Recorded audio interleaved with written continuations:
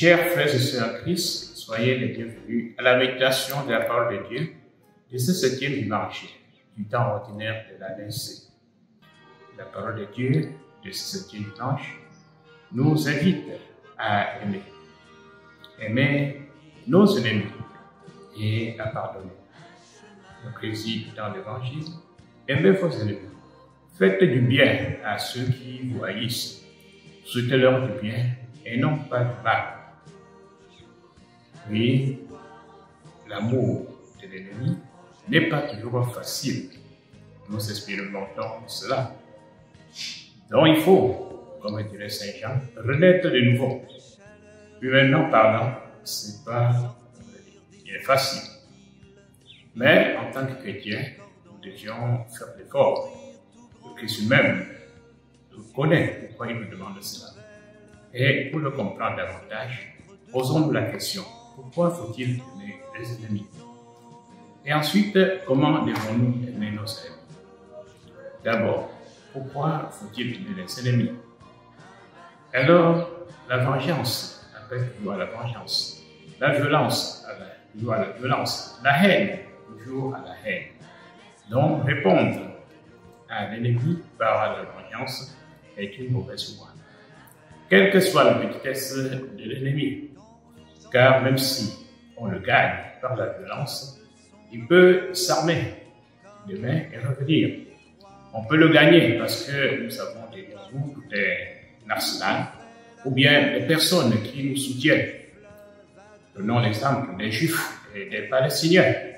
Les Juifs gagnent les Palestiniens tous les temps parce qu'ils ont les Américains derrière, mais les Américains ne resteront pas toujours puissants. Donc la situation peut se renverser demain. Et le conflit dure toujours parce que personne d'entre eux ne comprenne le Christ. Disons que aimer les ennemis, comme nous avons dit, n'est pas facile. Certains, se réalisant de la difficulté, ont taxé le Christ d'idéaliste, sans esprit pratique. Parmi lesquels le philosophe Nietzsche, il disait, si quelqu'un dit qu'il pardonne à son ennemi, c'est par le sentiment.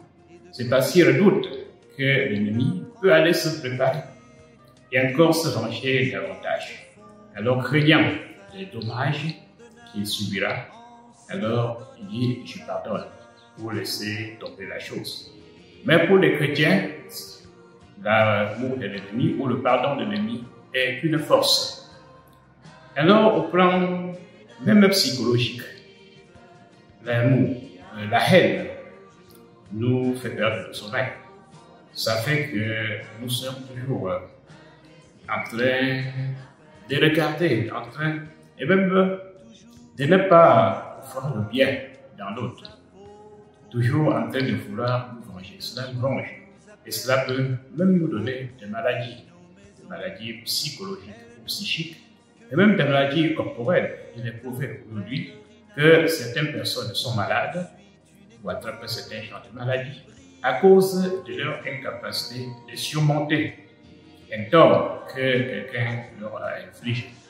Alors, nous comprenons que le pardon guérit. Donc, aimer son ennemi, même sans évoquer, n'est-ce pas, sur le plan spirituel, peut s'avérer aussi important pour notre corps ou pour notre mental. Aussi, aimer nos ennemis pour nous chrétiens est un devoir parce que Dieu nous a aimés. Il nous a aimés quand nous étions encore ses ennemis et nous continuons à être ses ennemis, mais il continue à nous aimer, comme dira l'apôtre Paul. La preuve que Dieu nous aime est que le Christ est mort pour nous. Et Paul ira jusqu'à dire, n'ayez aucune dette, sinon la dette de l'amour. Donc soyez toujours prêts à aimer vos ennemis. Alors, comment aimer nos ennemis? Le Christ lui-même nous l'a montré sur la croix. Il nous demande de prier pour ceux qui nous persécutent, pour ceux qui nous veulent du mal. Lui-même, il l'a fait sur la croix, en priant pour ses bourreaux. Pardonne-leur, Père, car ils ne savent pas ce qu'ils font. Cela voudrait dire que le méchant est quelqu'un qui a perdu un peu son humanité.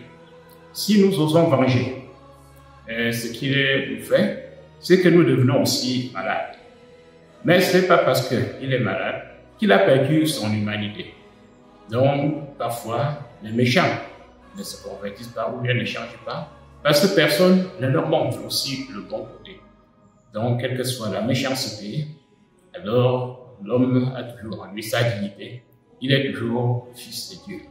Et effectivement, en lui montrant son bon côté, et en disant que malgré le mal qu'il fait, il a un bon côté, il est toujours l'homme, il a sa dignité, alors cela peut l'amener aussi à se convertir.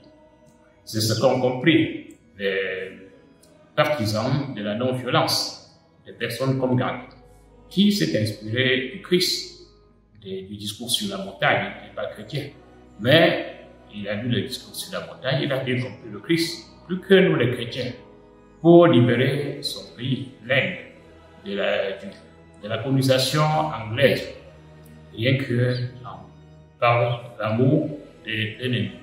Martin Luther King s'en est inspiré de lui, ainsi que Nelson Mandela, pour libérer leur pays respectif de la ségrégation raciale. Donc le Christ ne nous demande pas ce qui est au-delà de nous. Cela est à notre portée. Et nous le voyons également dans la première lecture d'aujourd'hui. Le roi David. Saul le veut à mort. Pourquoi? Parce que à cause de la jalousie. Alors, il fait plus d'espoir que Saul. Et Saul pense qu'il convoite son pouvoir. Et va à sa recherche pour le tuer avec 3000 hommes. 3000 hommes uniquement pour tuer 8 personnes. Alors, la métaphore qu'un journaliste camerounais a pris un jour, c'est que parfois, parce que Saul est comme nos dictateurs africains, ils peuvent tuer une mouche avec un coup de marteau, alors qu'avec un balai, on peut le tuer. 3000 hommes pour tuer David. Et voilà que David s'enfuit. Mais une occasion lui est offerte.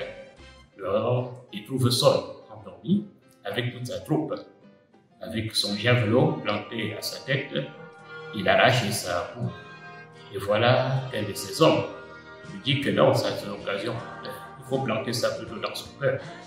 Et il ne va pas le faire parce qu'il a compris le pardon des ennemis. Il va plutôt arracher son javelot, prendre sa roue pour aller de l'autre côté et l'appeler. Et lui dire, on voit quelqu'un chercher le javelot de ta roue. Donc la haine ne sert absolument à rien. Et nous pensons que Saul a compris, il a pensé à ce plan, et il a commencé à estimer David. On dit que l'amour et l'ennemi fait toujours gagner. Comme disait Martin Luther King, la seule manière de changer l'ennemi, c'est de faire en lui un ami. Alors prions pour que le Seigneur nous donne cette capacité d'aimer nos ennemis sans hésiter. De voir toujours le bon côté qu'il y a dans chaque homme et de travailler pour promouvoir ce bon côté. Nous vous remercions et vous donnons rendez-vous au dimanche prochain.